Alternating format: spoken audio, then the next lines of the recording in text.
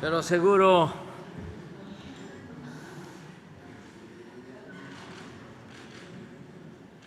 vamos a informar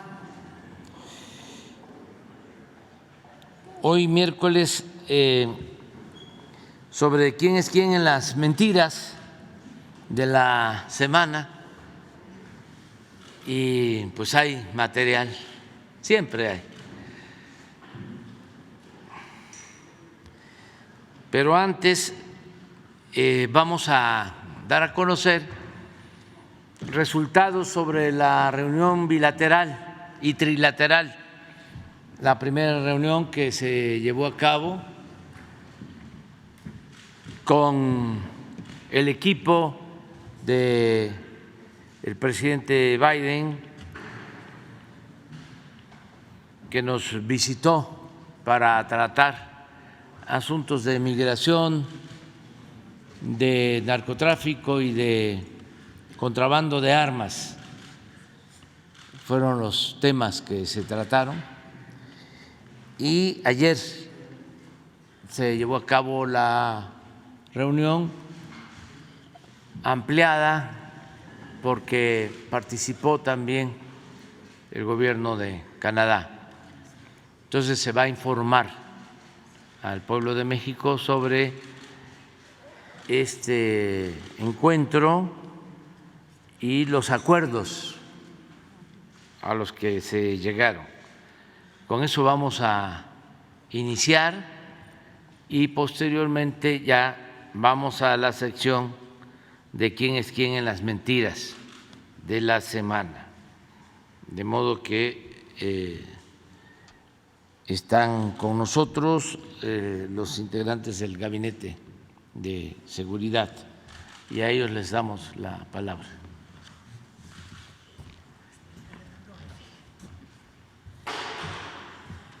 Con su permiso, señor presidente, muy buenos días tengan todas y todos.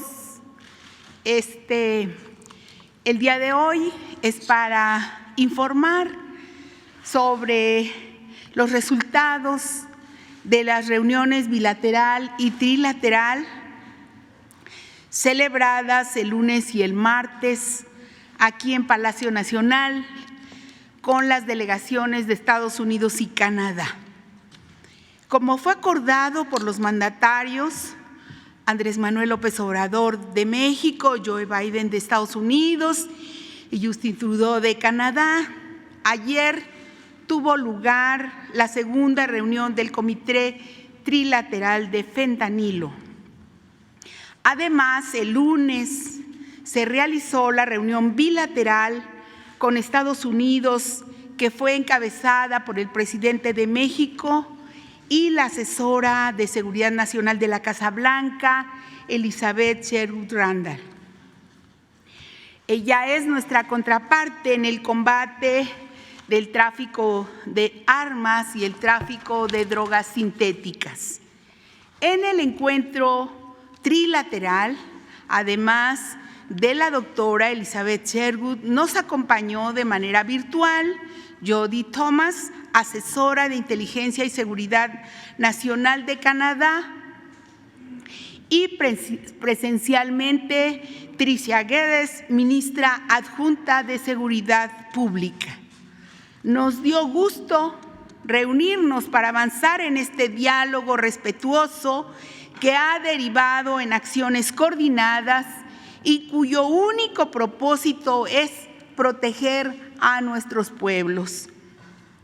Estos trabajos se dieron en un ambiente de cooperación, de confianza y fraternidad, y quedó claro que el Gobierno de México está dispuesto a atender las problemáticas que compartimos como región.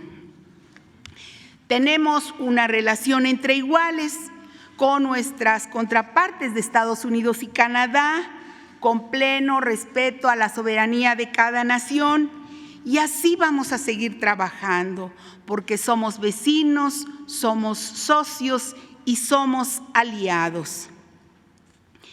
Expusimos ahí que la prioridad de México es lograr la pacificación del país y estamos haciendo nuestra tarea diariamente, rigiéndonos bajo los principios de cero corrupción y cero impunidad. México reiteró su compromiso de seguir realizando acciones que favorezcan la migración ordenada, segura, regulada y humana. Y en el análisis se observó que hay una tendencia a la baja del flujo de personas que busca emigrar hacia Estados Unidos y que desde el gobierno mexicano continuaremos con la persecución de traficantes de personas que ponen en riesgo la vida de los migrantes. Este tema lo va a exponer la secretaria de Relaciones Exteriores, nuestra compañera Alicia Bárcena. Y con la cooperación, con la colaboración de todos los integrantes del Gabinete de Seguridad, mis compañeros y compañeras del Gabinete de Seguridad del Gabinete del presidente López Obrador, informamos del seguimiento a la estrategia contra el consumo y el tráfico de fentanilo, de precursores y sustancias químicas, donde todos los días tenemos importantes resultados en incautaciones de drogas sintéticas y destrucción de laboratorios clandestinos. Los esfuerzos del Estado mexicano también se han centrado en afectar la capacidad económica de los grupos delictivos, a través de la UIF, de la Secretaría de Hacienda y Crédito Público, para seguir la pista al dinero ilícito. Se acordó también incrementar y fortalecer las acciones para cortar las cadenas de suministro mediante la vigilancia, inspección, supervisión y control de los puertos y fronteras. Se estableció la creación de un grupo de trabajo para evitar que los traficantes de drogas sintéticas usen a las empresas comerciales legítimamente establecidas para sus fines, que se refuerce la regulación del etiquetado de carga y el traslado de precursores químicos. En seguimiento al tráfico ilegal de armas, Estados Unidos y México acordaron la detección electrónica de todas las armas de fuego incautadas en nuestro país a las organizaciones criminales. Quedó claro que el 70% de las armas aseguradas en México provienen de Estados Unidos y el resto de otros países, aunque gracias a las acciones bilaterales en el marco del entendimiento bicentenario se ha incrementado notablemente su aseguramiento. También en este sentido, la Fiscalía General de la República reconoció la coordinación que tiene con su contraparte de Estados Unidos para avanzar en la persecución de los delitos transfronterizos. México insistió en que sigan los trabajos para evitar la llegada de armas ilegales a nuestro territorio. Vamos a seguir trabajando de manera coordinada las tres naciones para frenar la incidencia de delitos y que quede muy claro que en materia de seguridad no hay frontera ni territorio para la impunidad.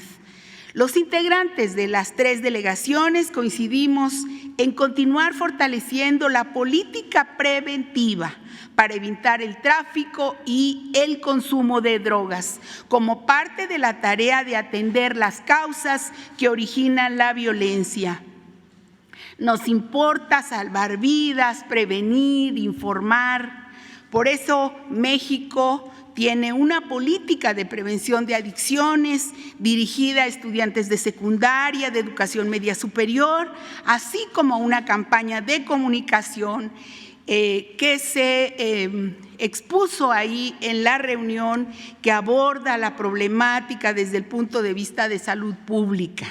En resumen, podemos informar que las reuniones fueron muy productivas los 2 días, que se continuará trabajando permanentemente para seguir dando resultados, y tenemos la instrucción del presidente López Obrador de priorizar todos nuestros esfuerzos en la atención de las problemáticas que compartimos como región. Lo hacemos con convicción, con mucho compromiso, y hemos acordado cooperar porque se trata de un asunto humanitario y de fraternidad universal. Es cuanto, presidente.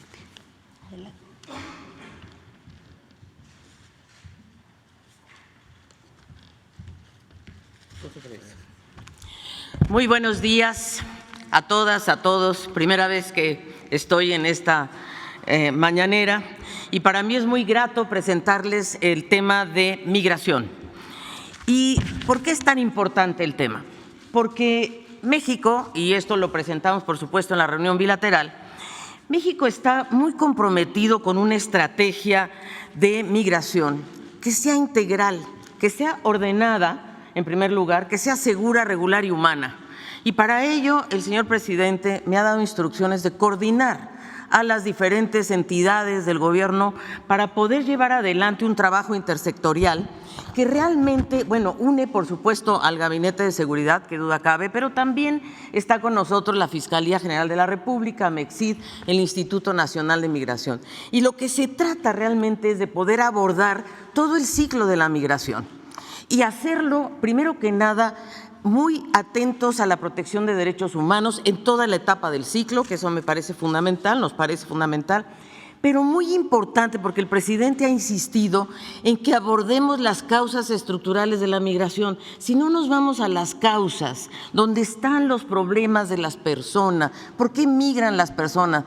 ¿Cómo logramos que la migración sea una opción y no una obligación?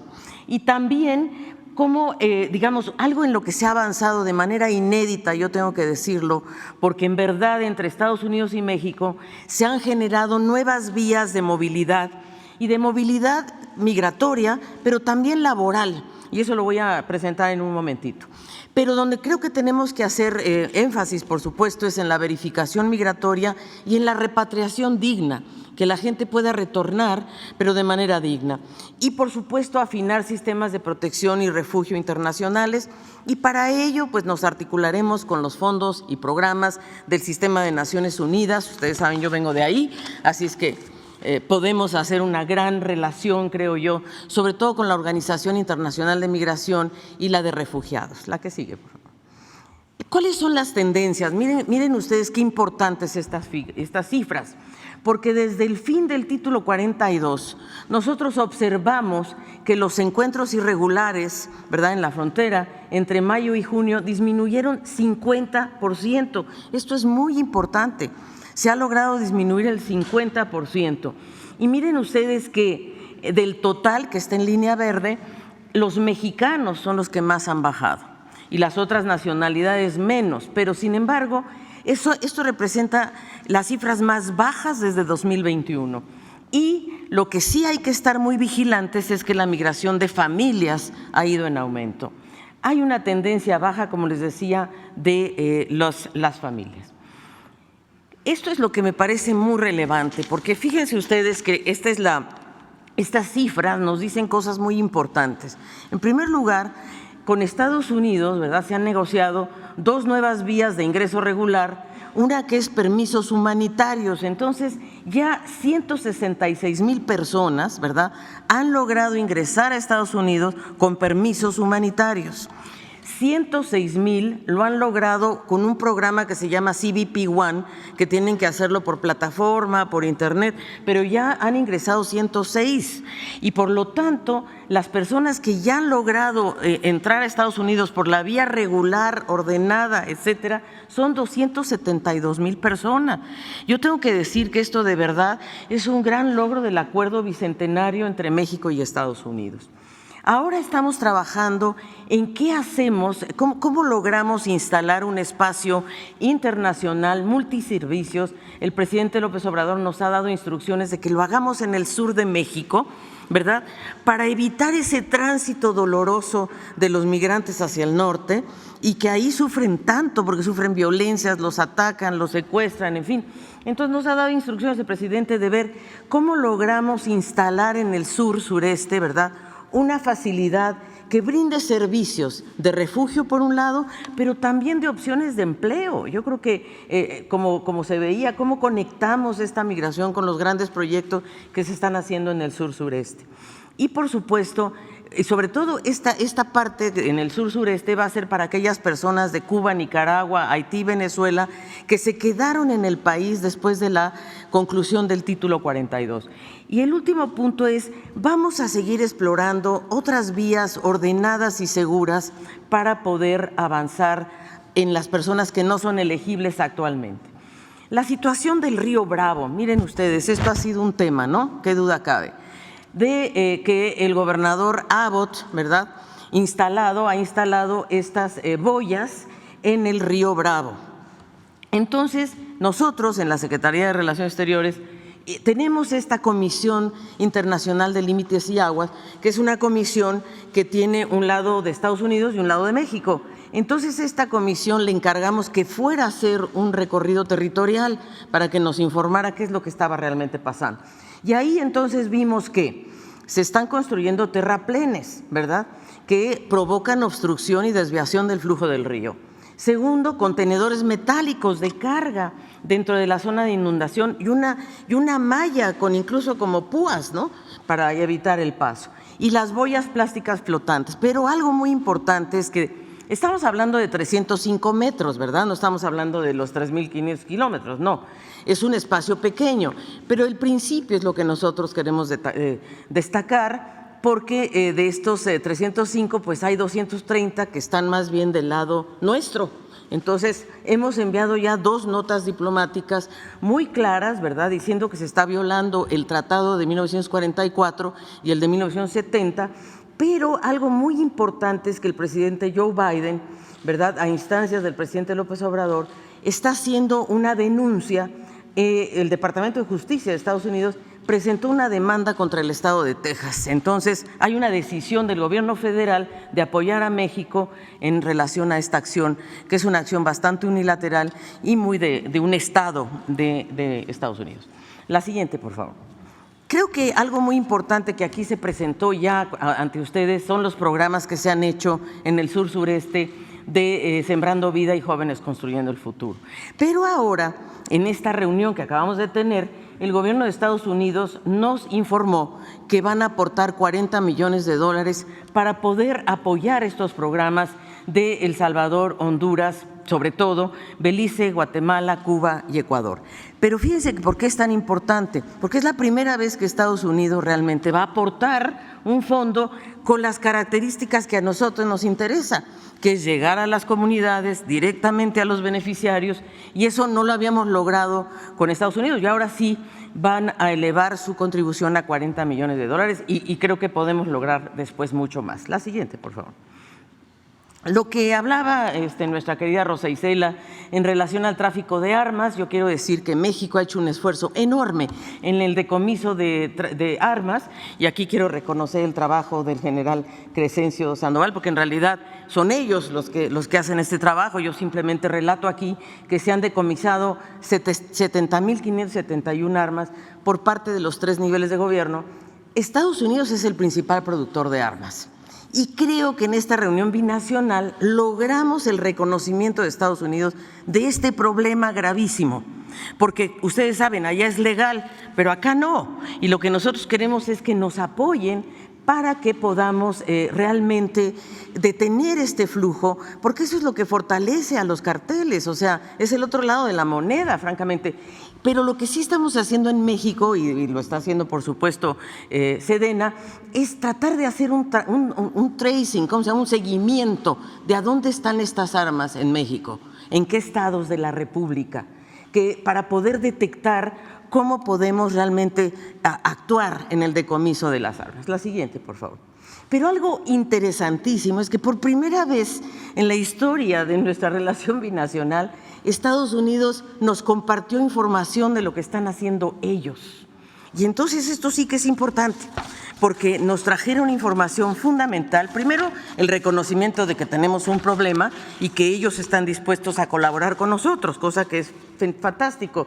Ellos ya lograron incautar 2.955 armas. Por supuesto, no se compara con las 70.000 nuestras, pero de alguna manera ya estamos viendo que hay una operación específica que se llama Southbound, que es la principal iniciativa que han puesto en marcha y que ya están logrando avances, pero sobre todo lo que yo creo que es más importante es que nos han traído ya esta información y tenemos entonces un mecanismo para intercambiar información y ver cómo logramos avanzar en este grave problema. La siguiente, por favor.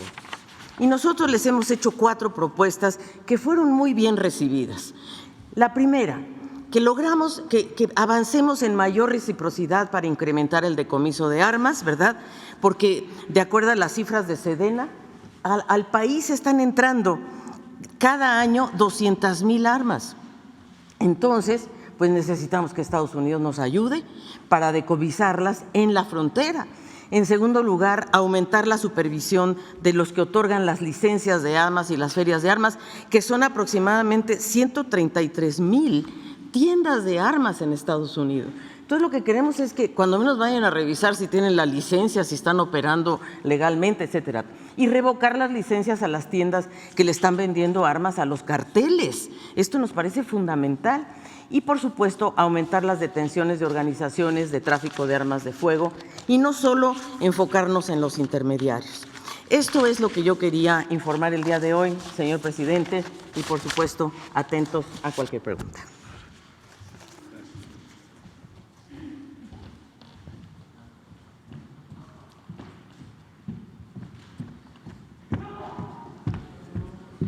Con su permiso, señor presidente, buenos días, secretarias, secretarios y a todos los representantes de los medios de comunicación. Hoy es 26 de julio de 2023 y esta es la sección ¿Quién es quién en las mentiras de la semana? Vamos a iniciar. ¿Qué creen? Vamos a empezar con algo bastante cotorro. El insólito robo de un avión en el Aeropuerto Internacional de la Ciudad de México, que no existió. El 24 de julio por la mañana, el reportero Carlos Jiménez difundió un tuit en el que aseguraba que se había robado un avión del Aeropuerto Internacional de la Ciudad de México. Él dice en esta comunicación que emitió a través de su red social: se roban de la ICM un avión. Un avión. La Fiscalía de la Ciudad de México inició una indagatoria por el robo de un British Aerospace modelo BAE serie 800. Su dueño acusa que lo trajo de Chiapas a la Ciudad de México en 2022, que lo resguardó en la zona de hangares, pero que para ir a repararlo para un vuelo y ¿qué creen? Dice que ya no estaba. Pero él no fue el único. El periodista Joaquín López Dóriga publicó poco después que se habían robado un avión del Aeropuerto Internacional de la Ciudad de México y también escribió: esto es algo insólito, se robaron un avión del Aeropuerto Internacional de la Ciudad de México y pues da las características. Le decimos al señor López Dóriga, insólito es que un periodista publique información sin confirmar, sin fuente, y ya sabemos que no tiene pudor. Pero la mentira fue publicada por, voy a dar una larga lista de los que siguieron el nado sincronizado: Excelsior, Infobae, Sopitas, Río 12, SDP Noticias, La Silla Rota, Forbes, La Crónica de Hoy, La Prensa, AM Noticias, Eje Central, además de Guadalupe Acosta Naranjo, Leticia Robles de la Rosa, Erika Velasco, esta última es reportera de Latinos de Loret, así como una cobertura de radio como Luis Cárdenas de MBS y televisión, personajes como, cadenas como Imagen Televisión, Telediario, Radio Fórmula, Juliana Escobedo de Canal 6, Jaime Guerrero y Alejandro Villalbazo en Azteca Noticias, Alejandro Domínguez en Milenio TV, José Luis Arévalo en Foro TV, así como una larga conversación en redes sociales que derivó en una tendencia el 24 de julio durante varias horas. Bueno, esto es lo que pasó y hay que decir que la Fiscalía General de la República informó que la aeronave que supuestamente había sido robada de los hangares de la Ciudad de México está relacionada con una carpeta de investigación y por su parte la Fiscalía de la Ciudad de México recibió una denuncia por el supuesto robo de una aeronave de uno de los hangares del Aeropuerto Internacional de la Ciudad de México. Quien la realizó se llama Enrique Roberto Espino y bueno, él presentó la denuncia por el presunto robo y declaró que en el mes de septiembre del año pasado trajeron la aeronave desde Tuxtla Gutiérrez, Chiapas, a la Ciudad de México. La dejaron estacionada en la zona de hangares y el 11 de julio de este año, hace unos días, se presentaron para preparar la nave para otro vuelo hacia Tuxtla Gutiérrez, pero les informaron que no se encontraba ahí. Por la tarde del 24 de julio, la Fiscalía General de la República informó a la Fiscalía Capitalina que ellos tenían asegurada la aeronave, pues estaba relacionada con una carpeta de investigación sin dar más detalles. La aeronave desde 2020 se encontraba asegurada en el hangar de la Fiscalía General de la República, base Tapachula. La aeronave forma parte de una carpeta de investigación radicada en la delegación de la Fiscalía General de Chiapas de diciembre de 2020, por lo que la unidad se quedó en Tapachula por una denuncia en la que se hizo de conocimiento que la nave referida era robada. Actualmente existe una carpeta de investigación por delitos que no pueden ser revelados por la secrecía de la investigación. En este momento y desde octubre de 2022, la aeronave se encuentra en el hangar base de la Fiscalía General de la República en la Ciudad de México. Bueno, ya sabemos cómo se las gastan. Vamos con la siguiente.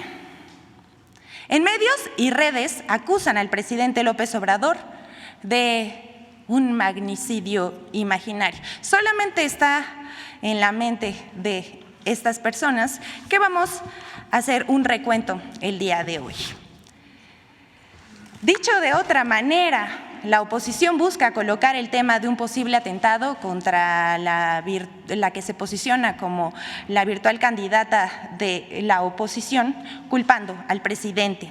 Desde principios de julio, plumas dedicadas a criticar, denostar, ofender y mentir en contra del presidente de México, Andrés Manuel López Obrador, dedicaron buena parte de su tiempo a sembrar la idea de un atentado provocado por los ataques que supuestamente hace el presidente desde esta tribuna, lo cual es falso, porque lo único que se busca es manchar la figura del mandatario federal. Vamos a ver este video, por favor. Bueno, yo nada más quiero saber en qué momento alguien le quiere hacer el servicio al presidente de agredir físicamente a alguno de los candidatos opositores. De lo peor que le podría pasar en este momento a este país, que le sucediera algo a Xóchitl Gálvez, porque solo habría un responsable. Desde el pasado 6 de julio, con la publicación de la revista Siempre, que asegura en su portada que AMLO crea condiciones para un magnicidio, comentaristas y políticos han impulsado en medios de comunicación y redes sociales una campaña que responsabiliza al presidente López Obrador de un magnicidio imaginario. López parece querer parar con balas a la oposición. Un magnicidio tendría un solo responsable político, López Obrador. En el artículo publicado en la revista Siempre, firmado por Beatriz Pajés, se acusa sin ningún sustento que el presidente crea un ambiente que recuerde el asesinato de Luis Donaldo Colosio. El 17 de julio, esta campaña de miedo se intensificó. Lo voy a decir, este régimen no resistiría que te pasara algo, ¿eh? Ese mismo día, el dirigente nacional del PAN, Marco Cortés, responsabilizó al presidente López Obrador de cualquier daño a la integridad de los aspirantes a la oposición y días más tarde, sin ningún sustento, agregó: porque de verdad Palacio Nacional genera violencia, provoca, y puede haber algún ofrecido, o puede haber algún mandado. Esta operación mediática continuó el 24 y 25 de julio. Raimundo Riva Palacio afirmó que López Obrador está creando las condiciones objetivas para que asesinen a sus adversarios. Agregó que el gatillo del presidente puede descarrilar la campaña de la oposición. Por su parte, Guadalupe Loaesa escribió que no faltará algún demente adorador de la 4T que quiera asustar o incluso, algo peor, a alguno de los aspirantes a la oposición. Infodemia. Como ven, esto es solo el inicio de lo que vamos a relatar en este momento y vamos por orden cronológico. El día 7 de julio, en la portada de la revista Siempre, como vemos aquí en la pantalla, se lee: AMLO crea condiciones para un magnicidio, al asegurar que estaríamos frente a un riesgo de que ocurra lo mismo que en 1994 con el asesinato del candidato del PRI a la presidencia de la República, Luis Donaldo Colosio. Su texto concluye con esta afirmación y me gustaría que la recuerden porque en esto se basa la construcción de su discurso. Solo habría un responsable, refiriéndose al jefe del Ejecutivo Federal. El periodista Joaquín López Dóriga hizo lo propio en su programa transmitido en Radio Fórmula. Aseguró que lo peor que le podría pasar a México es que hubiese un atentado contra la que se enfila como la candidata de la oposición, porque solo habría un responsable, el presidente, como en el caso del acaecido Colosio. Pero uno de los espacios que articulan las campañas de odio, ya sabemos por excelencia, son los de la plataforma Typical TV de Carlos Alarraqui. Ahí el presidente nacional del PAN, Marco Cortés, sugirió que algún simpatizante del presidente podría atentar contra el aspirante, por lo que tendría que contar con protección. La misma línea, el mismo argumento. Vamos a ver qué dice el presidente nacional del PAN, Marco Cortés. Yo he hablado con ella y le he sugerido ya de plano no solo protegerla legalmente, que lo vamos a hacer y la vamos a acompañar, sino hasta físicamente. ¿Por qué razón? Porque de verdad Palacio Nacional genera violencia, provoca, y puede haber algún ofrecido, o puede haber algún mandado. Por supuesto. Y no puede simplemente ya, desde mi punto de vista, Xóchitl andar como le encanta andar y en la bicicleta y para acá. Yo ya se lo he sugerido, pero Xóchitl a su estilo dice, no, es que este es mi estilo y esta es mi personalidad. Yo lo que creo es que ella debe entender que estas gentes están dispuestas a todo. Y si no, que le pregunten y que puede haber personas que actúen por su propia iniciativa, por ese odio que se está generando desde el Palacio Nacional. Para no dejar, vamos a ver lo que dijo Joaquín López Dóriga, por favor, también en su programa de Radio Fórmula. Israel Aldave, yo estaba hablando de la seguridad de Xóchitl Gálvez. ¿Por qué? Porque como está siendo es víctima de una ofensiva desde el presidente de la República, diputados y senadores de Morena, una verbalmente violenta. Está el caso, le reitero, de este senador Gabriel García. Entonces, lo que está en riesgo es su seguridad. ¿Por qué? Porque siempre hay un ofrecido, un loquito, un ofrecido, que dice, yo me quedé bien con el presidente. Entonces, habló de su seguridad. Yo insisto que le tienen que garantizar su seguridad y que se la tiene que garantizar el Estado mexicano. ¿Por qué? Porque lo peor que le podría pasar en este momento a este país, de lo peor que le podría pasar en este momento a este país, que le sucediera algo a Xóchitl Gálvez. Porque solo habría un responsable. Así como este grupo que hoy gobierna al asesinato de Colosio señaló al entonces presidente Carlos Salinas como el autor intelectual, esto se repetiría en la oposición. Voy contigo, Israel Aldave. Así es, Joaquín, ¿qué tal? Gracias. Muy buenas tardes. La aspirancia a la candidatura presidencial de... Bueno, esto no es lo único que ha dicho Joaquín López Dóriga, y lo que les estamos presentando ahorita fueron los comunicadores y medios de comunicación que repitieron exactamente el mismo discurso. El más reciente señalamiento al respecto es el del periodista Raimundo Riva Palacio en su columna que publica en El Financiero, quien escribió el 24 de julio exactamente lo mismo: no queremos otro Colosio. Pero vamos a principios de este mes. El 3 de julio, Javier Lozano, fiel a su estilo, publicó en Twitter lo que parecería el inicio de esta campaña con un discurso plagado de mentiras. Él dice: lo hago responsable de lo que pueda ocurrir a Xóchitl y a Claudio X González, sembrador de odio, dice Javier Lozano. Pascal Beltrán del Río, director de Excelsior, entrevistó el 4 de julio a la virtual, la que se enfila como la virtual candidata de la oposición, y a pregunta expresa de si temía por su seguridad, pues ella respondió que pues ella no traía una camioneta blindada como el presidente. Yo llego al Senado en mi bici, espero que sus comentarios contra mí y el que me señale como su enemiga no hagan que un día alguien me aviente el coche. ¿Cuál es el fundamento? ¿Cuál es el argumento? Pues ninguno, solamente que los periodistas insisten en hacer esas preguntas. ¿Para qué? Usted juzgue.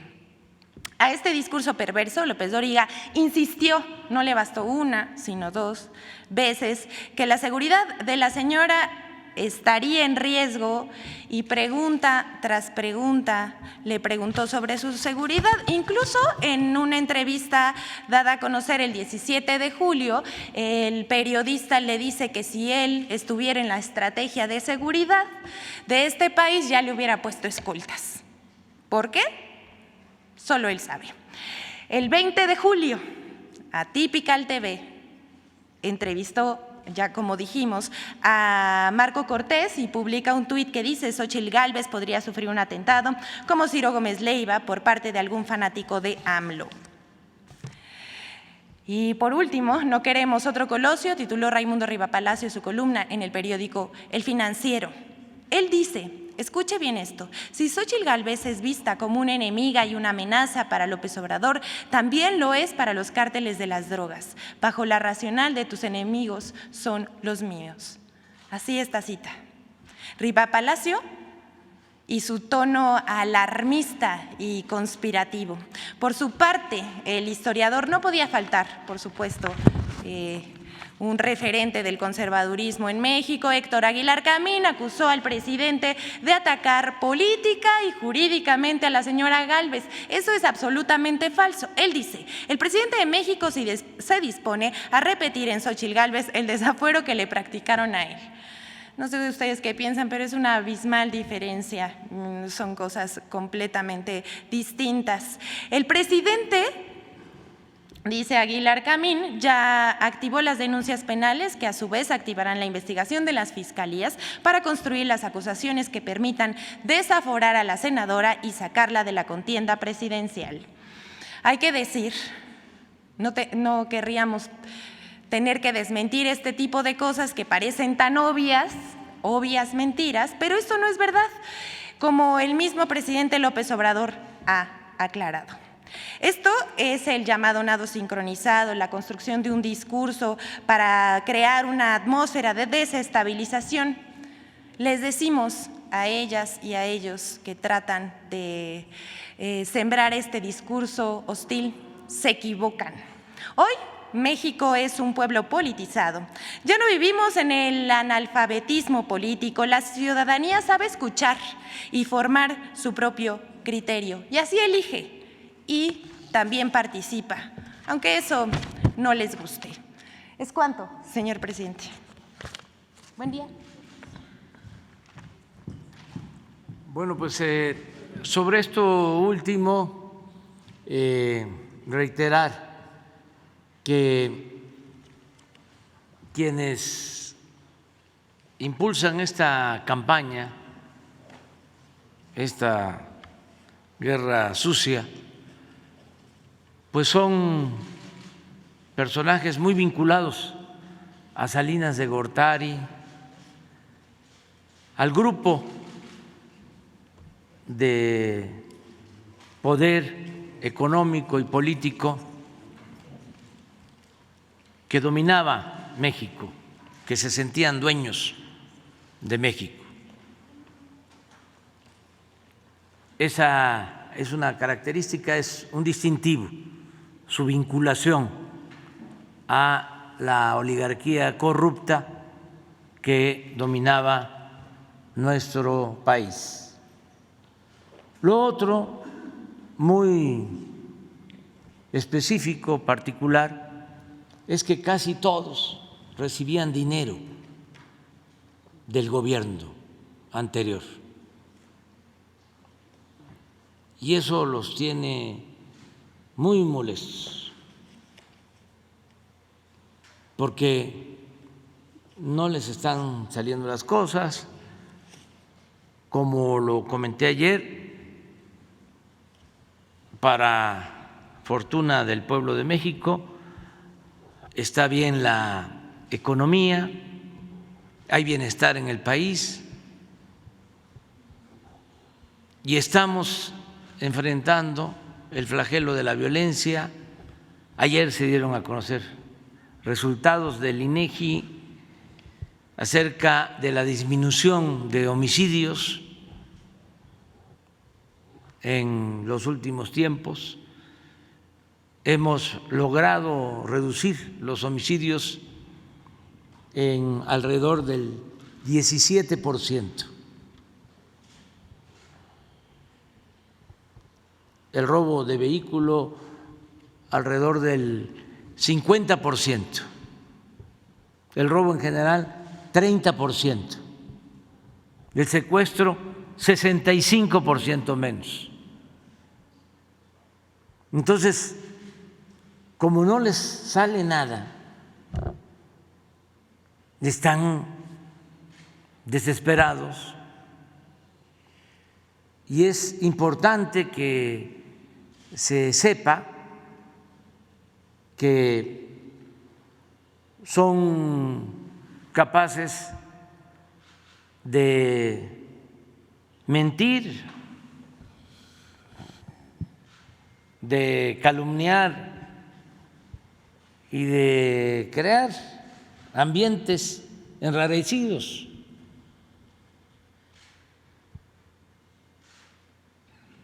Eso también es muy característico de la derecha, el generar odio y la violencia no tiene que ver con la izquierda, ni en México ni en el mundo. Siempre el autoritarismo lo impulsa la derecha, el conservadurismo, siempre.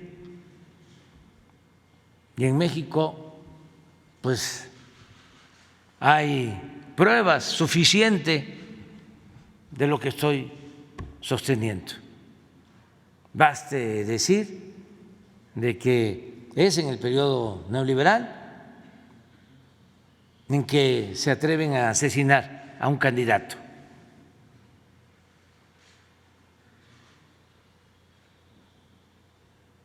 A Luis Donaldo Colosio. En el tiempo que llevamos nosotros no ha habido represión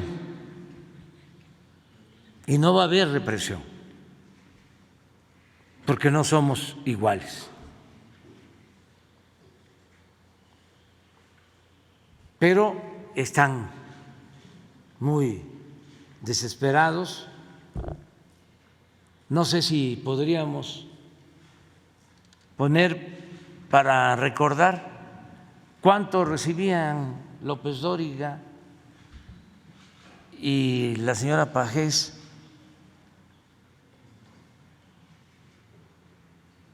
y otros más del gobierno anterior.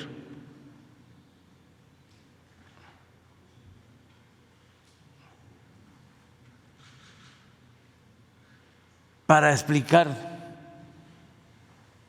por qué llegan a estos extremos.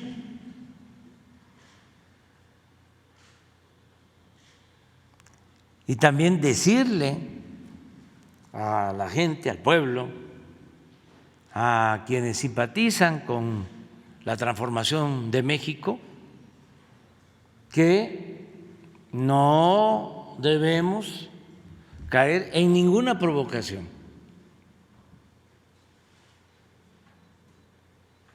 Serenos, morenos.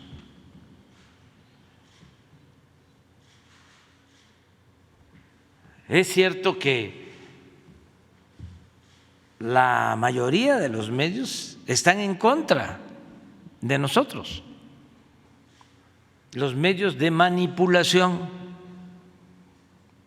porque pertenecen a la oligarquía corrupta que dominaba el país, con honrosas excepciones. Es cierto, y bombardean en la radio, en la televisión, en los periódicos, y pueden llegar a aturdir y hacer dudar, pero no hay nada que temer y debemos de tener confianza en el pueblo, que es sabio, que está muy consciente, como aquí lo dijo Elizabeth, muy politizado, porque hemos llevado a cabo desde hace muchos años lo que conocemos como revolución de las conciencias, y eso ha llevado a un cambio de mentalidad en nuestro país, que yo creo que es uno de los mejores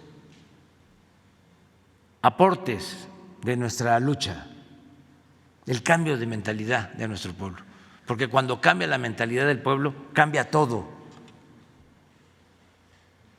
Entonces, no estemos dudando, vamos muy bien,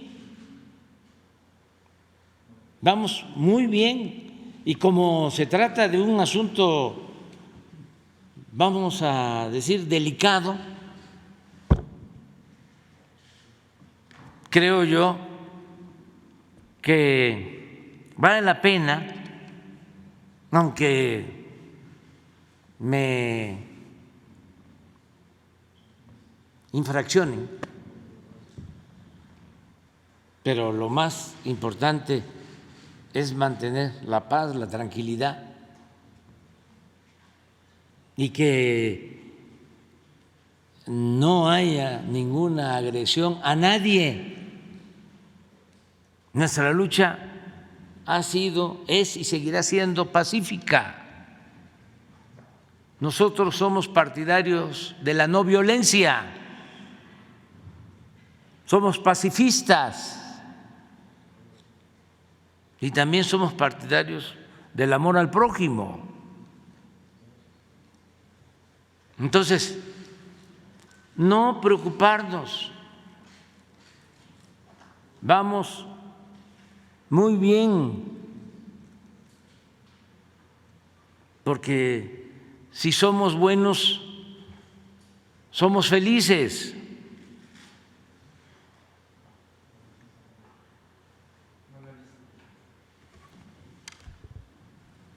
Esto es lo que cobraban antes, a ver.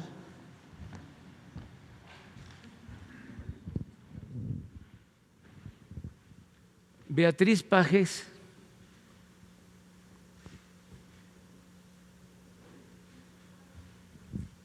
Del 13 al 18. 57 millones.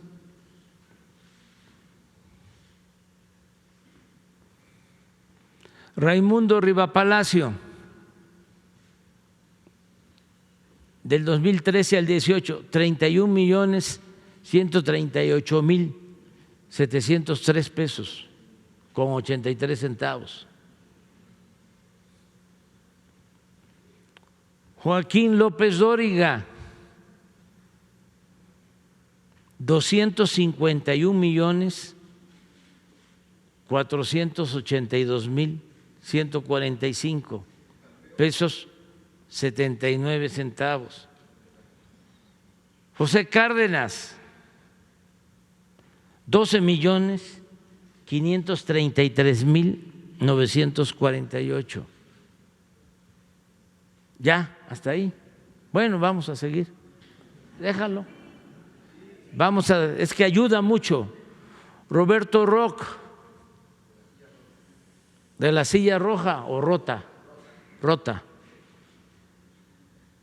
15.819.516 pesos con 55 centavos.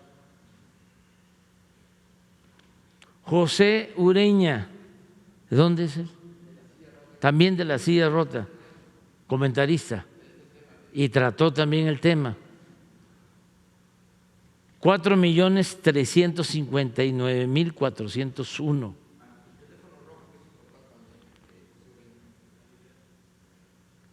Animal Político, estos traen la escuela del Reforma.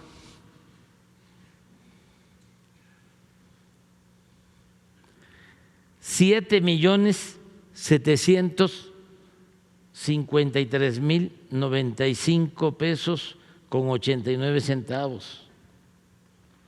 Salvador García Soto, este es universal, ¿no? Esto es muy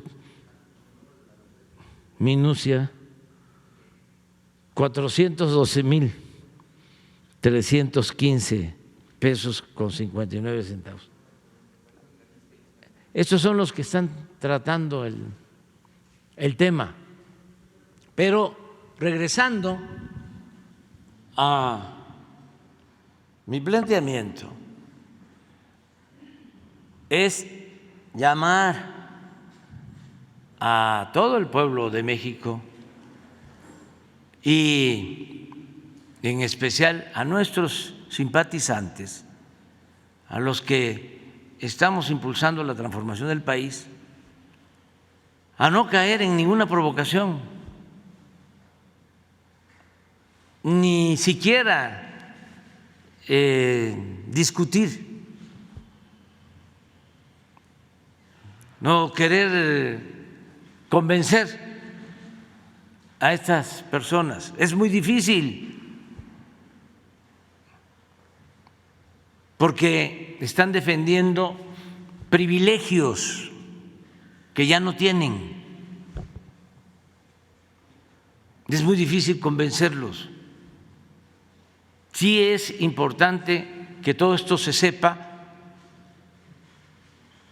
para enseñanza de los jóvenes, que se conozca cómo estaba podrido el régimen político neoliberal o neoporfirista.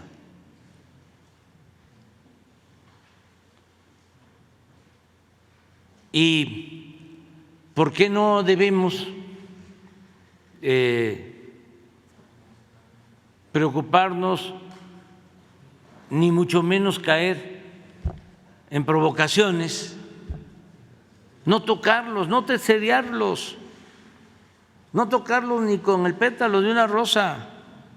Lo que decía yo, abrazarlos y decirles así, amor y paz.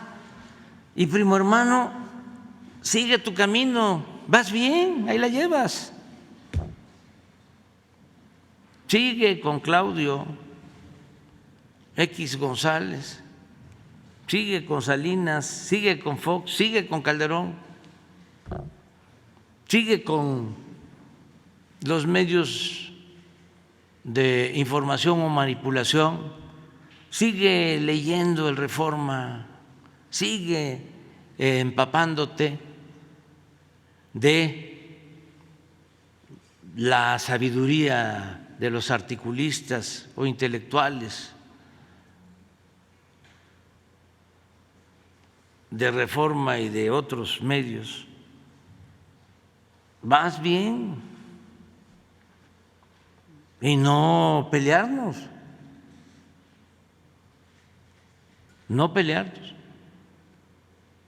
porque el pueblo de México es mucha pieza. Eso lo tengo que estar diciendo, porque durante siglos se ignoró al pueblo. Se decía que la política era asunto de los políticos. No, la política es asunto de todos. Y ahora el actor, el protagonista principal de esta historia es el pueblo de México. Ya no hay una oligarquía, hay una democracia que es el gobierno del pueblo y para el pueblo. Demos pueblo, kratos, poder. Es el poder del pueblo, no de las minorías, no de los potentados, no de los dueños de los medios de manipulación, como era antes. Ya esto cambió y se los voy a demostrar nada más por única vez, y ojalá y me entiendan los de el INE y el Tribunal Electoral para que no me vayan a sancionar, pero es muy importante que se sepa que no existe ningún fenómeno político que pueda implicar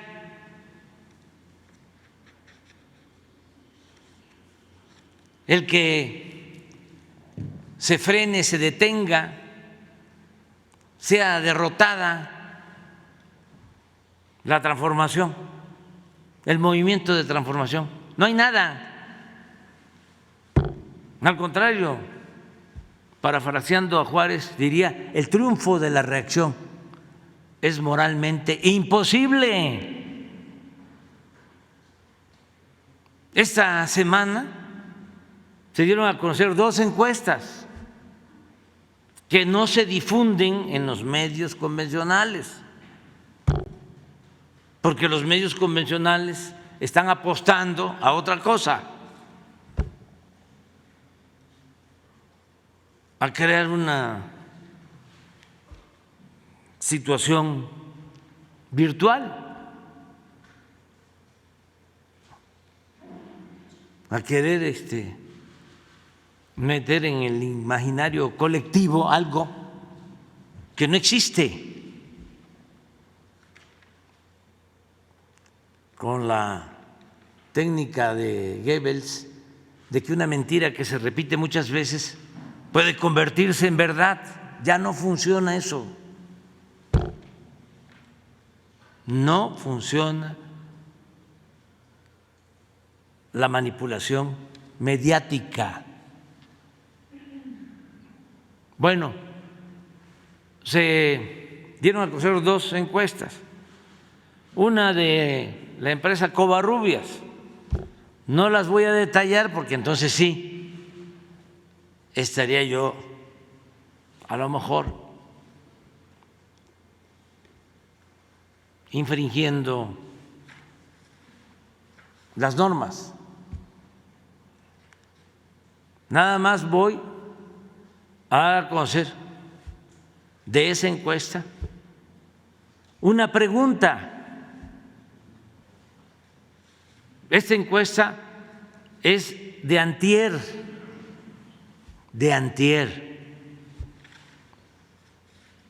Todo esto es para que se reafirme el que no existe ningún temor a nada y que no tendríamos ningún motivo, además de que somos respetuosos de los derechos de los demás, además de que somos humanistas, pacifistas, que no apostamos a la violencia. Políticamente no tendríamos ningún motivo para agredir a nadie. Y eso es lo que quiero transmitir, que no nos ocupemos ni nos preocupemos porque el pueblo de México está muy avispado. Miren esta encuesta.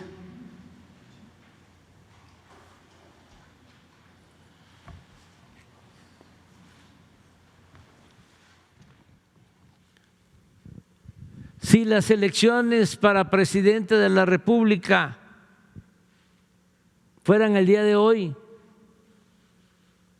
¿me podría decir, por favor, por qué opción votaría?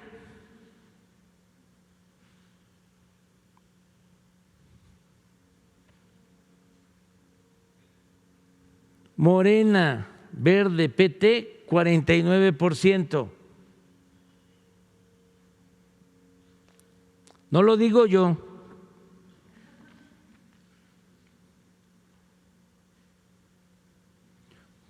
PAN, PRI, PRD, 19%.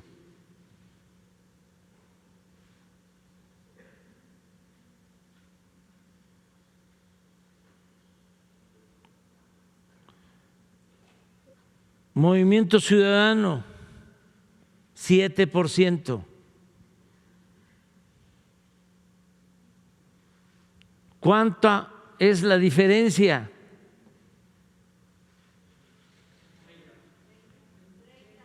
30. Esta es una encuesta de Covarrubias que apareció el lunes. Ayer martes conocí de otra encuesta que salió publicada en el periódico El País de España. No lo digo yo. Si las elecciones para elegir presidente de la República fueran el día de hoy, ¿usted por cuál partido votaría? Morena, preferencia bruta, 54, preferencia efectiva, 60%.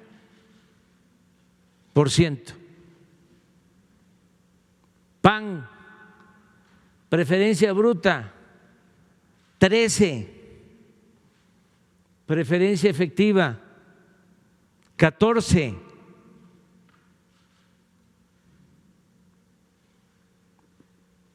¿Por qué vamos a hacerle daño a los posibles candidatos del PAN?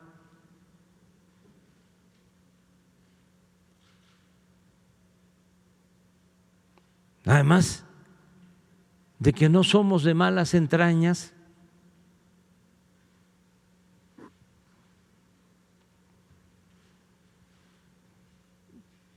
¿por qué tendríamos que hacerles daño?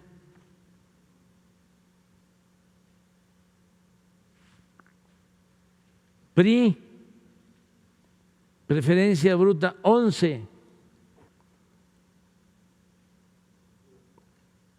efectiva 12,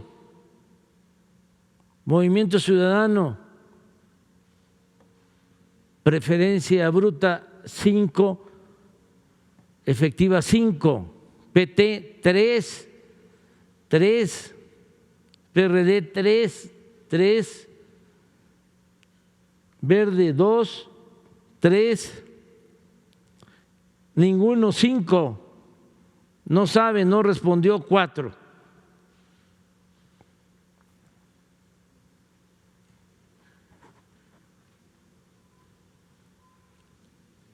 Es para que se tenga una idea de que no hay ninguna razón. Es una invención producto de un coraje exacerbado, porque no han podido detener el proceso de transformación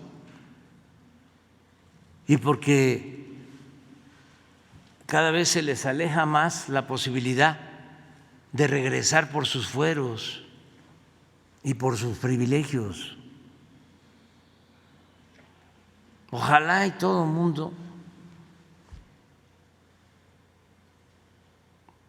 se tranquilice, se serene. Vamos muy bien como país, muy bien. México es ejemplo a nivel mundial en el manejo de su economía, en su política social, en la forma como estamos enfrentando el flagelo de la violencia, en nuestras relaciones con el exterior. Es un ejemplo. Estamos viviendo momentos interesantes, estelares en la historia del país. Por eso estamos por, espero, única ocasión, puntualizando más, subrayando más sobre estos asuntos públicos, ¿no? Y ahora sí, comenzamos. Ya empezamos con el compañero, 1. Y ahí nos vamos por acá. Muy buenos días, señor presidente. Mi nombre es Miguel Velázquez, soy reportero del periódico Publimetro. Muy buenos días, secretarias, secretarios, canciller, bienvenida a su primera mañanera. Esperamos verla muchas veces por acá. Nos va a dar mucho gusto verla por acá. Presidente, quiero exponerle 2 temas. En primer lugar, quiero preguntarle qué acciones se están realizando en su gobierno en contra de las estafas y fraudes piramidales que se están haciendo con criptomonedas. Le pregunto esto porque tenemos un reportaje especial en Publimetro que se ha estado publicando durante esta semana y le quiero contar un poco el caso. Miles de personas en todo el mundo, entre ellas un importante número de mexicanos, han sido víctimas de millonarios fraudes y estafas cometidas desde la plataforma de inversiones denominada FX Winning, cuyas operaciones financieras están ubicadas en paraísos fiscales como Chipre y San Vicente y las Granadinas, además de mercados clave para el movimiento de capitales como Hong Kong. El cerebro de la organización delictiva y dueño de la plataforma financiera, David Merino Quintana, está en España, país donde ya existe una denuncia colectiva contra este personaje y contra sus brokers por presuntos delitos de fraude y blanqueo de capitales. En México, el rostro de FX Winning y su oleada de criptofraudes es el influencer Teófilo Zúñiga Arredondo, llamado Teo Zúñiga, que es un conocido trading, y mejor dicho, autodenominado especialista en negocios bursátiles, transacciones de divisas, operaciones digitales, materias primas y empresas. Hasta el momento, presidente, el piso inicial de este fraude de criptomonedas se estima en cerca de 30 millones de pesos, pero puede ser un número muchísimo más alto por el tema de que muchas personas no han denunciado y se cree que hay una gran cifra negra al respecto. ¿En qué consiste este fraude, presidente? Se lo comenta a usted, se lo comento también al pueblo de México que nos está viendo para que tengan conocimiento de esta situación. A varias personas las invitan a invertir en un novedoso sistema relacionado con el mercado de valores. Les dicen que pues, por ser criptomonedas está manejado por un algoritmo de última generación capaz de hacer dinero en segundos y pues entregar 60% de rendimiento anual, pero pues como lo hemos estado diciendo, son fraudes. En México pues hay una gran cantidad de afectados. Muchos de los afectados han invertido desde 100,000 pesos hasta 1,5 millones de pesos. Les dicen que les van a dar grandes rendimientos, 60%, pero al final del día pues no han visto nada de esto, ¿no? Como le decía, ya hay investigaciones en España y alertan que no solamente esta red se ha extendido a México, sino también a Colombia, Argentina, Francia, Italia y mucho más. Las personas que tienen conocimiento de esta investigación dicen que estas estafas de la plataforma FX Winning es un fraude piramidal tipo Ponzi, donde las personas se enteran porque el amigo de un amigo les pidió invertir, también familiares, conocidos, etcétera. Y como le decía, pues aportan fuertes sumas de dinero a esta estructura. La mala noticia, presidente, de todo esto es que las autoridades en México pues no han reconocido estas estafas piramidales, ni las estafas de Zúñiga, ni de los socios de FX Winning, ni demás. Y muchas personas están en búsqueda de respuestas pues para saber cómo poder recuperar su dinero. Publimetro acudió a varias instituciones buscando información, por ejemplo, la Comisión Nacional para la Protección y Defensa de los Usuarios de Servicios Financieros, la CONDUCEF. También se buscó a la Fiscalía, por ejemplo, en el caso de la Fiscalía de la Ciudad de México, que nos dijeron que pues sí, ya tienen conocimiento de denuncias que se han presentado, pero no se ponen de acuerdo a quién le toca. Incluso en alguna de las respuestas nos llegaron a decir que pues como es un tema de policía cibernética le toca a la Guardia Nacional. Entonces no hay, todo el mundo se echa la bolita y nadie le está dando respuesta pues a estas personas afectadas. Por lo tanto, pues la pregunta la reitero, ¿qué está haciendo su gobierno para atender estas estafas piramidales? Y también pues preguntarle qué mensaje le puede dar a los afectados por estos fraudes. Bueno, lo primero es que estás haciendo la denuncia y ayuda mucho para que la gente no se deje engañar, timar. Todo esto lleva a fraudes y hay muchas modalidades de fraudes. Esta es una que coincide con otras en que se ofrece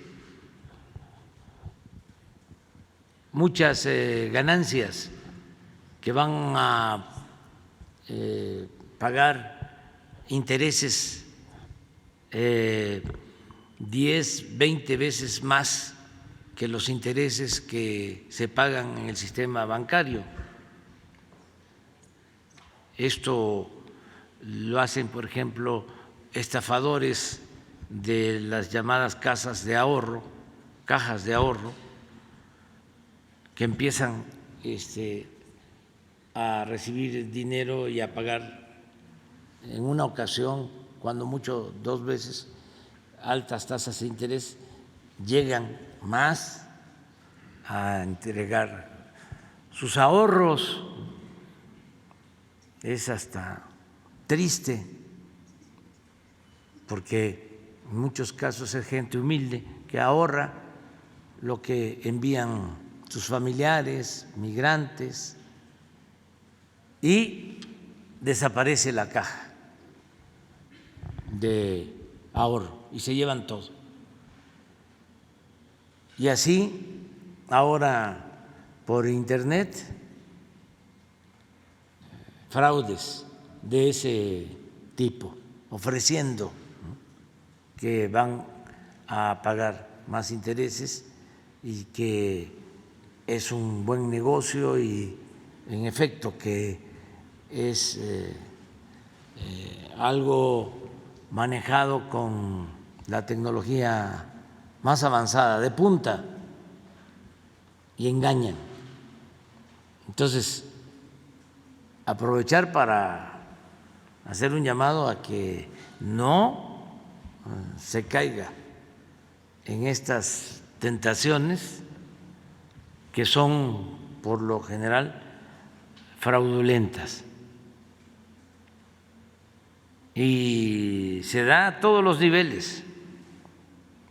En el caso de los gobiernos, antes sobre todo,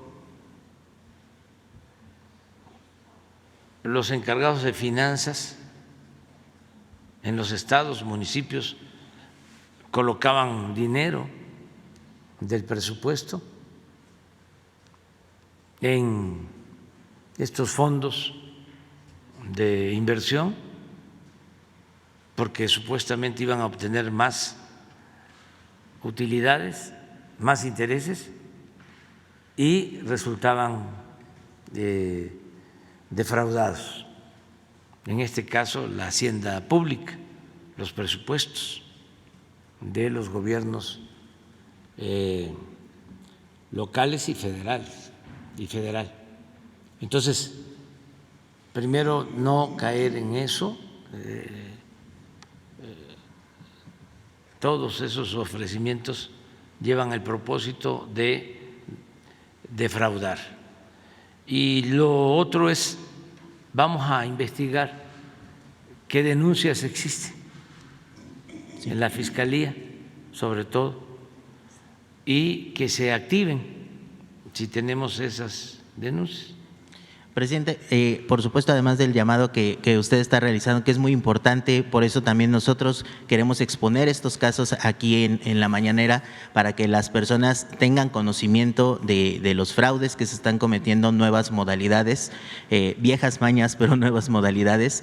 Me gustaría preguntarle ¿a qué autoridad o a quiénes pues nos podrían dar un informe, a quiénes invitaría para que nos den un informe sobre lo que se está haciendo para prevenirlos y también pues lo que se está haciendo para atender los casos que ya pues están? Es la secretaria de Seguridad Pública y Atención Ciudadana.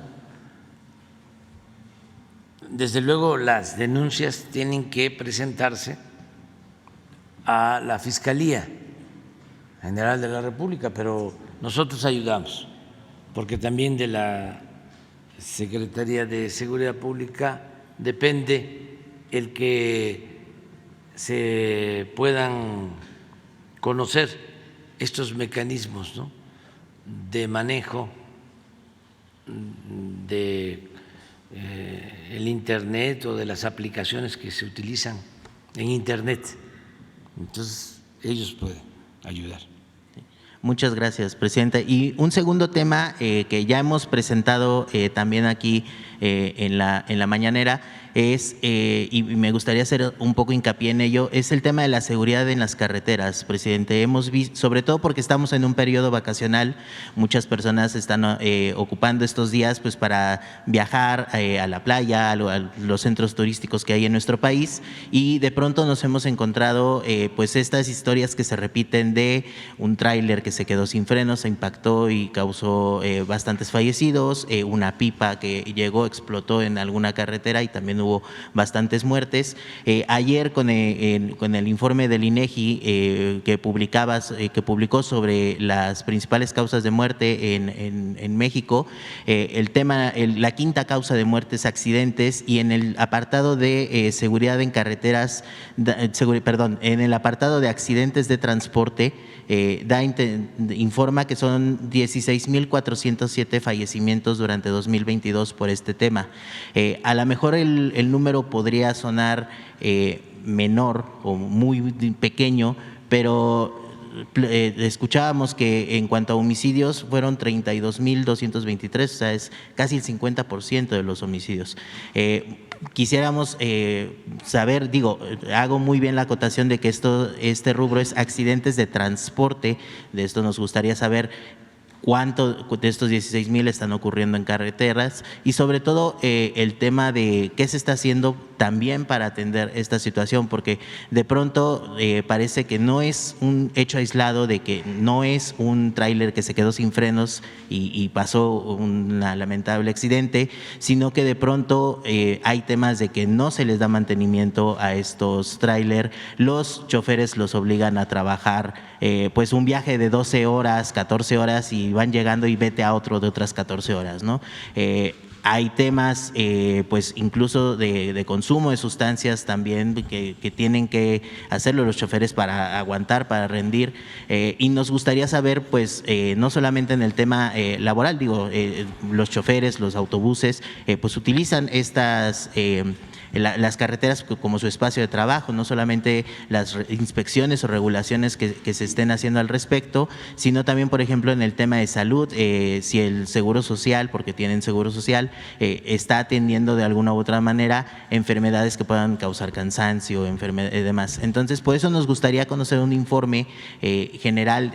Quizás cuando inició el gobierno la situación estaba peor y ha ido mejorando el tema y pues por eso quisiéramos conocer. Sí, vamos a presentar un informe porque está trabajando la Secretaría de Comunicaciones y está trabajando la Guardia Nacional, ya todo lo que tiene que ver con la vigilancia en las carreteras está a cargo de la Guardia Nacional y hay buenos resultados y sí vamos a presentarles un informe.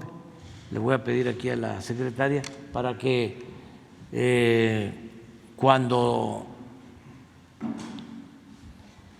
sea un martes de informe de seguridad se incluya el tema, por favor. Y también aprovechar lo de Veracruz, porque no sé si, es interesante. Se enteraron de unos bloqueos de carretera para asaltar en Veracruz. Sí, pues sí, es que estuvo muy difundido. Pues fíjense que tenemos información que no fueron ciertos los bloqueos.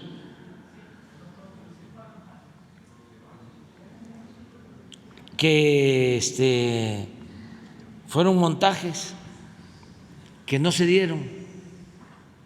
Sin embargo, hubo una difusión, por eso les pregunté, en todas las redes.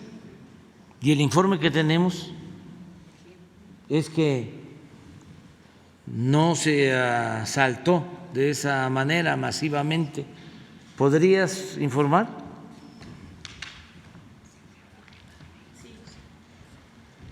Sí, con su permiso, presidente. Efectivamente, estuvo en las redes la noticia sobre un asalto a automovilistas en la carretera. Decían que eran 300 automovilistas que les cubrieron la salida y la entrada y que había asaltos a cada uno de los vehículos, y esta noticia fue falsa.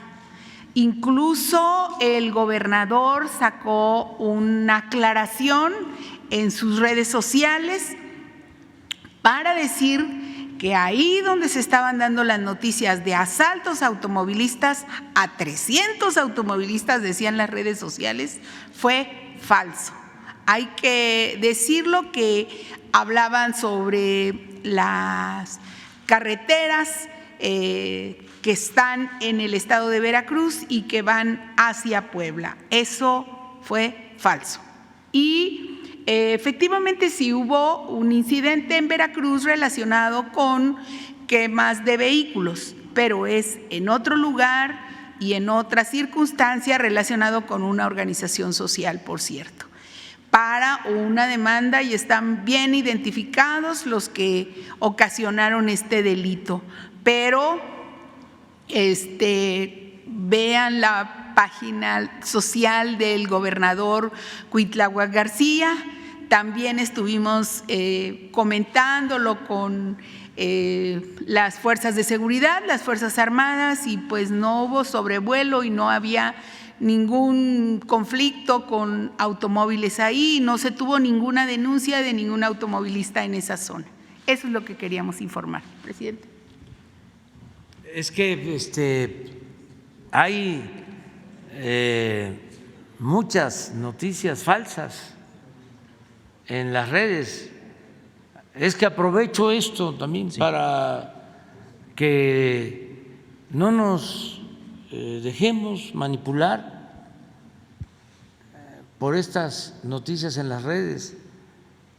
No solo es en los medios convencionales, en los periódicos, en la radio, en la televisión, no, también en las redes. Es como lo del robo del avión. Imagínense eso. Dirían en mi estado, hay mojo maestro, ni que viviéramos en el tiempo del narcoestado de Calderón y ¿cómo se llama el señor que está detenido allá? García Luna. Pero López Dóriga y todos, ¿no? El robo del avión es el colmo ya. Se roban el avión del aeropuerto de la Ciudad de México y masiva la difusión. Y resulta que es falso. Por eso, aunque tú estás preguntando sobre otra situación, aprovecho también, ¿no?, para aclarar, porque nos llamó la atención este asunto en el caso de Veracruz y tenemos que estar pendientes, y además también para que los adversarios a la Cuarta Transformación sepan que estamos fildeándolos, como se dice en el béisbol, que sí sabemos que están pues muy nerviosos. Y precisamente, presidente, por eso la importancia de solicitar estos informes y pues finalmente, presidente, pues quiero agradecerle mucho la oportunidad de poder preguntar y pues recordar un poco a manera de comentario que los temas que Publimetro ha expuesto en la conferencia de una u otra forma afortunadamente han tenido eco con acciones relevantes. El tema que le comentaba de FX Winning, pues también recuerda un poco a Montadeudas, que se ha avanzado en el tema y bueno, pues refrendar nuestro compromiso que tenemos con la sociedad y pues muchas gracias, presidente. Muy bien.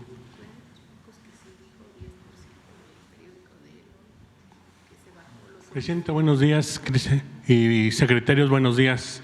Cristian Bautista, del portal de noticias Cuarto de Prensa, también periodista independiente. Presidente, hace unas semanas le expuse el tema de unos comuneros de gente de San Luis Potosí, de San Antonio Tocoy, acerca de las carencias que tenían en su comunidad, acerca de escuelas, la falta de viviendas, agua y servicios públicos. Usted amablemente mandó a una persona, Carlos Torres, a verificar que estas carencias sean ciertas. El día que llegó esta persona que amablemente usted envió, pues personal del bienestar le impidieron a las personas de este municipio, de esta comunidad, que se expresaran en la asamblea que se había convocado ante la presencia y la llegada de esta persona, y no le dejaron expresarse a los comuneros, a las personas, porque este personal del bienestar pues le decían a esta persona que no hacía falta nada y que la instrucción que tenía era de llevarle a usted una respuesta de que no hace falta nada en ese municipio. A esto, pues los comuneros, las personas, pues se molestaron mucho con estas personas del bienestar, porque decían que sí hace falta varios servicios, inclusive hace falta la llegada del programa de adultos mayores. Hay adultos mayores que no han podido avanzar en su trámite porque estos servidores o estas personas del bienestar no les hacen el trámite porque el CURP no tiene el nombre del actual secretario o de la actual secretaria de Gobernación. Hasta por ese detalle, presidente, pues no han podido avanzar y no les han entregado ese apoyo porque dicen tienes que ir a la cabecera, a la capital, a que te cambien el CURP o el nombre del secretario de Gobernación, ahora secretaria de Gobernación. Por eso es que no ha avanzado.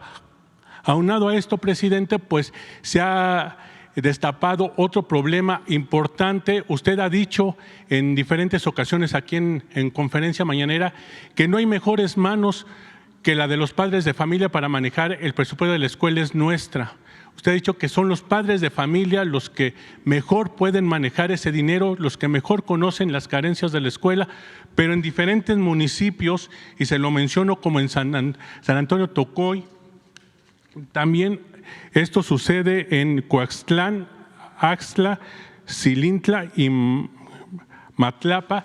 Estos mismos funcionarios del bienestar les están pidiendo a los padres de familia de las escuelas que les entreguen ese recurso con el argumento de que los padres de familia no tienen la capacidad para manejar estos recursos y que son ellos, los personal del bienestar, son los que tienen esa capacidad para manejar estos recursos. ¿Qué le puede mencionar a esta gente, a estos padres de familia que están preocupados porque hasta los bancos donde van a cobrar su tarjeta, donde reciben sus apoyos, pues van estas personas del bienestar a esperarlos a las afueras o están al lado de ellos para que inmediatamente que ellos reciban el apoyo, pues se lo traspasen a estas personas, presidente? ¿Qué les puede decir a estos padres de familia? Primero de que recuerdo que tú hiciste la denuncia aquí y enviamos en efecto a Carlos Torres y fueron otros compañeros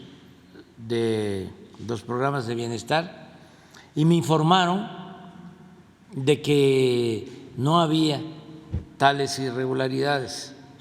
Eso fue lo que me informaron, porque sí. Yo fui después, creo que a los 15 días. Sí, efectivamente, estuve en la presidente. Huasteca. Sí.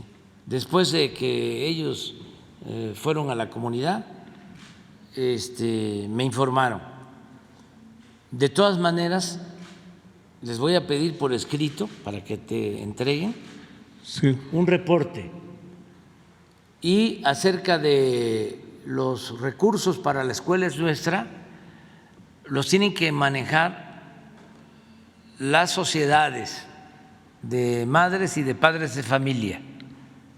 No los pueden manejar los servidores de la nación ni promotores del gobierno federal, ni estatal, ni municipal.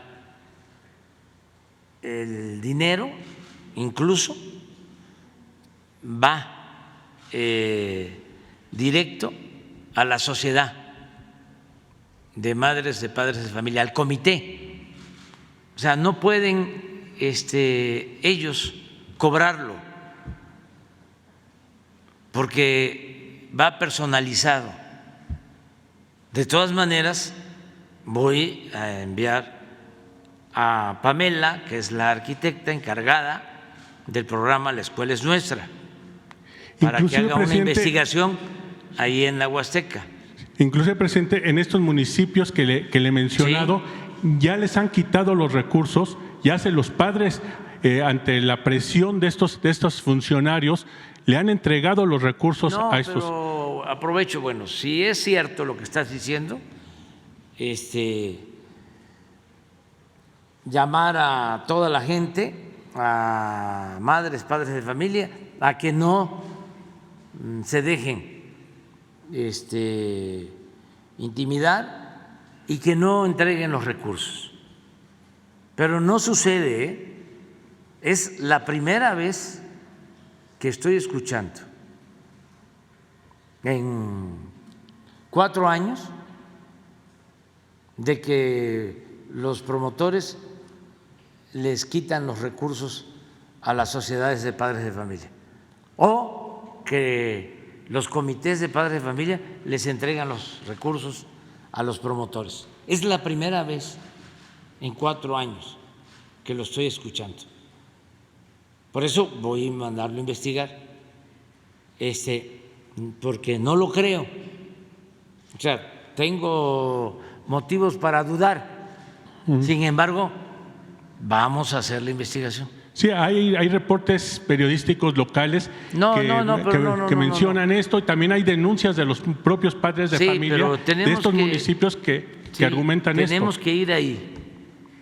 Sí, no, porque los periódicos no, con todo respeto.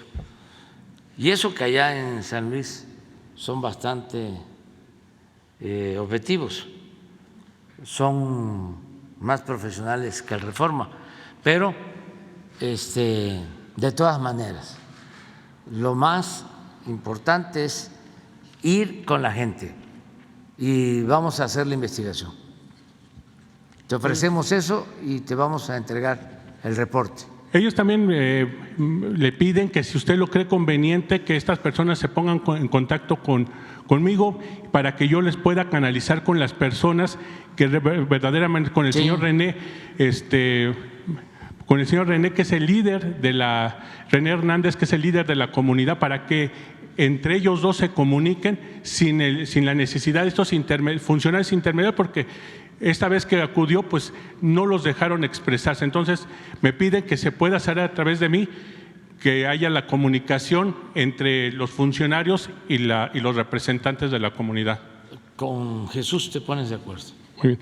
Presidente, en otro de los temas, quiero comentarle que el pasado 2 de mayo se tenía que legitimar el contrato colectivo de trabajo del Sindicato Único de Trabajadores del Gobierno de la Ciudad de México, en el que está incluido trabajadores de parques y jardines, bacheo, alumbrado público, agua potable y limpia, dejando de lado la renovación, actualización y mejora de las condiciones generales de trabajo vigentes desde 2013. En el caso de los trabajadores de limpia, también se enfrentan la incertidumbre de no contar con un dirigente sindical que cuente con la personalidad jurídica legítima, pues la renovación de la misma tenía que haberse dado en 2020, pero dado el contexto que se vivía por la pandemia de COVID-19, se decide ampliar su permanencia en hasta octubre del 2022. Se llevó a cabo la elección, pero fue impugnada por no cumplir con la formalidad requerida. De esto se derivó un amparo que se ubicó en la cancha del Poder Judicial, y esta fue postergada por meses bajo el argumento de que el sindicato no es responsable en materia de amparo. Sin embargo, ya hay jurisprudencia y, a pesar de esto, la resolución fue en contra. La entonces secretaria del Trabajo, Luisa María Alcalde, declaró que aquellos sindicatos que no hayan efectuado su proceso de legitimación con la base trabajadora serían declarados inexistentes de conformidad a lo que marca la reforma laboral de 2019. Cabe destacar que la exsecretaria del Trabajo ha comentado no tener injerencia en el apartado B del artículo 123 de la Constitución Política de los Estados Unidos Mexicanos, que concierne a los trabajadores de la Ciudad de México.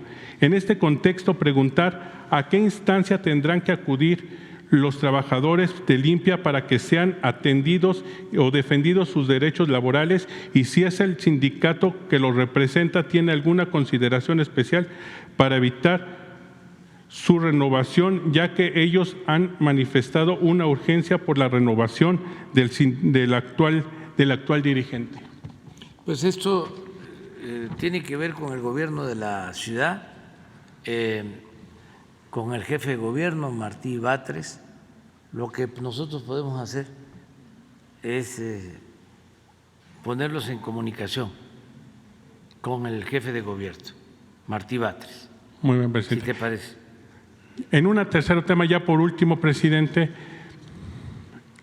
Los pobladores Paulino Valerio, Rueda, Candelario, Olvera, Ambrosio y Cirilo Delgadillo de la Luz, de Villa Nicolás Romero, Santa María Magdalena, Cahuacán, Transfiguración, Monte Alto, municipio de Villa Nicolás Romero, y Bondenqui, municipio de Carpa de Mota, todos en el Estado de México, con más de 1,300 familias campesinas. Por este conducto le envían un cordial saludo, al tiempo que le reiteran la invitación para que acepte realizar un recorrido por estas comunidades y comparta la comida típica del lugar.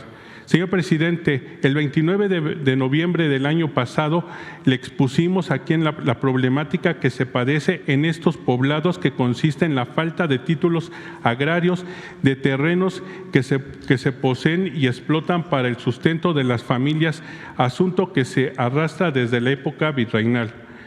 Y acatando sus instrucciones, sostuvimos juntas de trabajo el 12 de enero y el 18 de febrero del año en curso, coordinadas por la licenciada Rosa Isela Rodríguez, con las asistencias del arquitecto Román Meyer Falcón, titular de SEDATU, y el procurador agrario, licenciado Luis Rafael Hernández Palacios, en la que se ha expuesto dicha problemática. Señor presidente, desde esas juntas de trabajo a la fecha han transcurrido 5 meses sin tener todavía la reunión de evaluación sustantiva para conocer el estado en que se encuentran los puntos rojos agrarios. Asimismo, cabe señalar que resulta urgente una reunión de trabajo especial con el titular de la SEDATU, Román Meyer, para concluir los últimos trámites para obtener los títulos agrarios de los terrenos ejidales y comunales. Ante la incertidumbre jurídica y continúan las invasiones de predios y pozos de agua, así como la destrucción de sembradíos y tala ilegal de árboles, derivado de derribo de viviendas y homicidios dolosos, entre otros. Señor presidente, los ejidatarios y comuneros confiamos en con voluntad política de su gobierno podremos lograr la justicia que tanto hemos anhelado. Sí, sí. Sí, y gracias, señor presidente. Efectivamente, los hemos seguido atendiendo por parte de la Secretaría.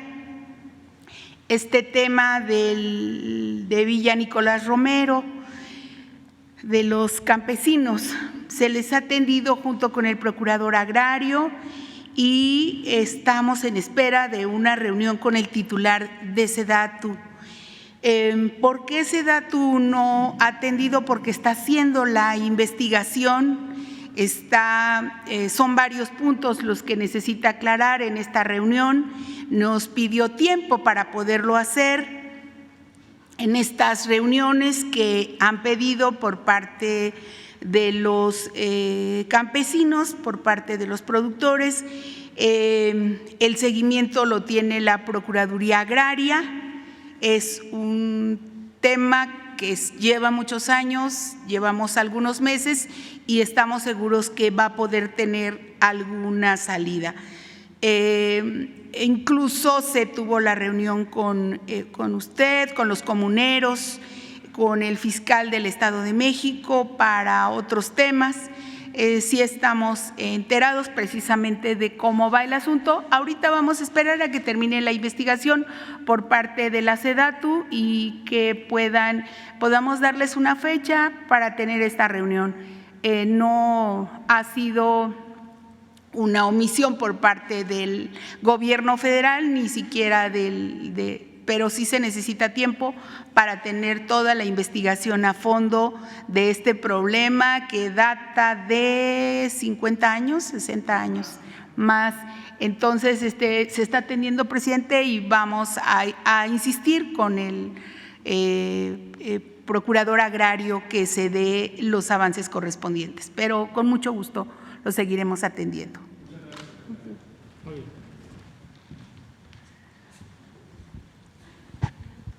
Buenos días, señor presidente. Elisa Santos del Cava MX, medio que cubre la Ciudad de México, Jalisco y Los Ángeles.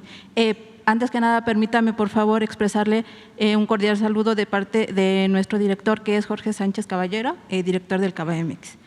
Mi primera pregunta, presidente, sería ¿cuál es la postura de usted respecto a que el diputado Santiago Krill se niega a renunciar a su cargo como presidente de de la Cámara de Diputados para continuar, o para iniciar, más bien para continuar con su campaña proselitista rumbo a la candidatura a la presidencia por parte de la organización que quiere encabezar. No puedo yo contestar eso. Con no lo digo yo, presidente.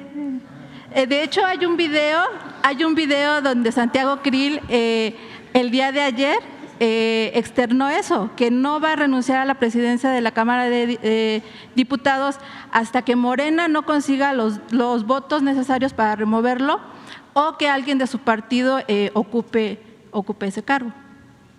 Pues ya está, no lo dije yo. Ok, no lo dijo usted, ¿Lo sí? Lo dije yo. Bueno, y en un segundo tema, presidente,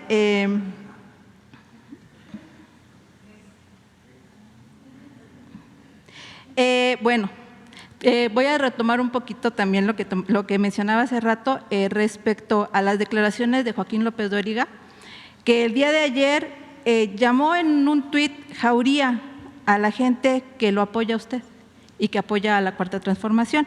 De hecho, dijo que, no sé si pueda leerle el tuit, donde él dice que amarre su jauría o déjela suelta, no me afecta ni me altera, y le manda este mensaje: no se enoje, esta mañana lo había arrebatado alterado, cálmese, no es bueno para su salud y aquí listo para el embate de mañana, o sea, lo de hoy.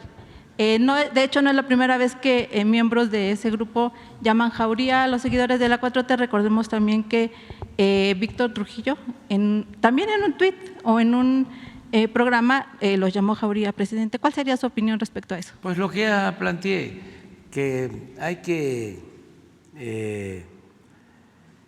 serenarnos, hay que ser respetuosos, no insultar, actuar con respeto, con amabilidad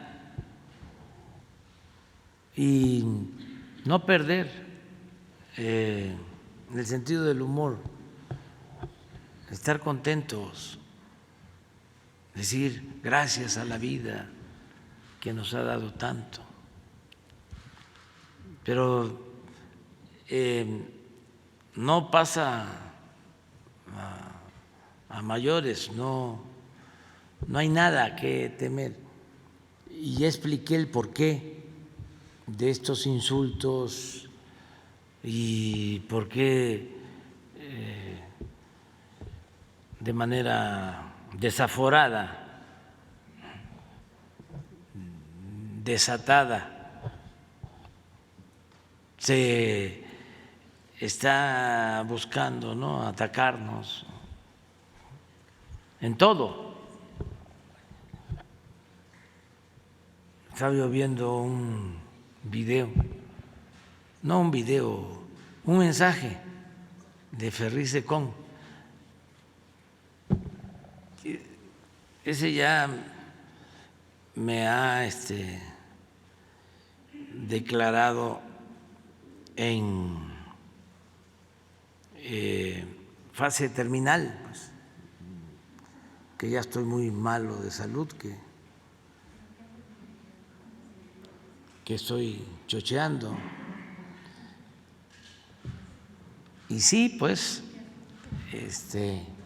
a lo mejor en el estado físico, ¿no? Pero siempre he dicho que lo de la vejez tiene que ver con el estado de ánimo. Y estoy muy bien de ánimo, muy contento. Pero ayer veía yo a Ferriz, a ver, ponlo porque es interesante.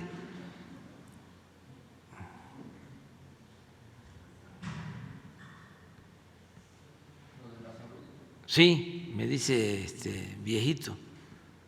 Y pues sí, fíjense que ya lo he dicho, soy el presidente de más edad que ha habido en el país. Desde luego, presidente electo, legal, porque no, eso no, es un tuit que habla de que me voy de la conferencia y unos asesores me dicen cómo está el país y que me voy a dormir, así. Quiero mi cocol.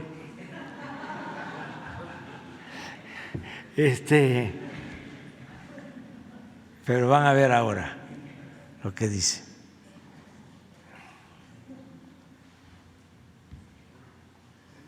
Por mi mal estado de salud.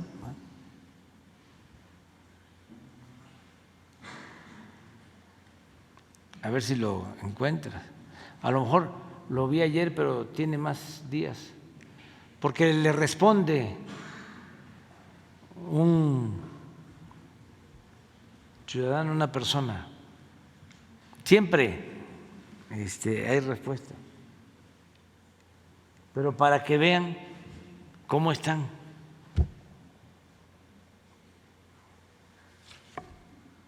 ¿Sí lo encontraron?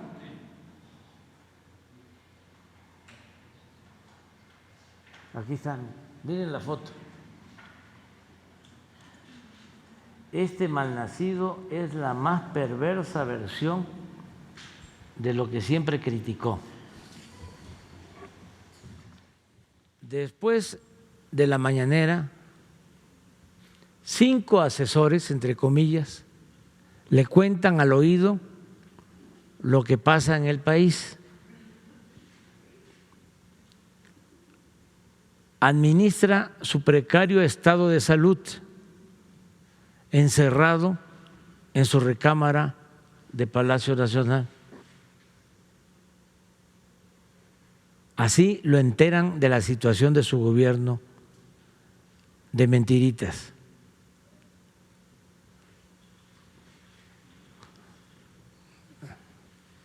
Este fue maestro de Carmen Aristegui. Bueno, vámonos ya a desayunar, porque entonces sí nos vamos a deteriorar de la salud si no desayunamos.